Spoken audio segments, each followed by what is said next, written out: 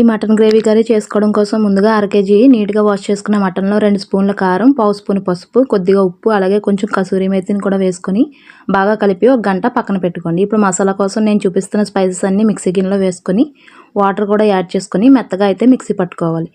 ఇప్పుడు స్టవ్ పైన ఇలాంటి ఒక కుక్కర్ పెట్టుకొని 3 టేబుల్ స్పూన్ల ఆయిల్ వేసుకొని కొద్దిగా షాజీరా, 3 మీడియం సైజు ఉల్లిపాయలు, 4 పచ్చిమిర్చి, కరివేపాకు, కొంచెం పసుపు కూడా వేసుకొని ఆనియన్స్ని బాగా ఫ్రై చేసుకోవాలి. ఆనియన్స్ ఫ్రై అయిన తర్వాత మిక్సీ పట్టుకున్న మసాలా పేస్ట్ కూడా వేసుకొని పచ్చివాసన పోయేంత వరకు వేపుకోవాలి. ఇప్పుడు ఇందులోనే 2 మీడియం సైజ్ టమాటాలను కూడా వేసుకొని మెత్తగా మగ్గించుకోవాలి. ఇది బాగా మగ్గిన తర్వాత మనం మ్యారినేట్ చేసుకున్న మటన్ కూడా వేసుకొని మటన్ మొత్తం అంతా కలుపుకొని ఇందులోంచి వాటర్ అంతా ఎగిరి ఆయిల్ పైకి తేలేంత వరకు అయితే ఉడికించుకోవాలి. ఇప్పుడు ఇందులోనే 1 గ్లాస్ వాటర్ కూడా వేసుకొని మూత పెట్టుకొని విజిల్ కూడా పెట్టుకొని ఒక 4-5 విజిల్ అయితే ఉడికించుకోవాలి. ఇప్పుడు ఆవిరి మొత్తం పోయిన తర్వాత మూత తీసి చూస్తే ఎంతో టేస్టీగా ఉండే మటన్ గ్రేవీ కర్రీ అయితే రెడీ అయిపోతుంది. Thank you for watching.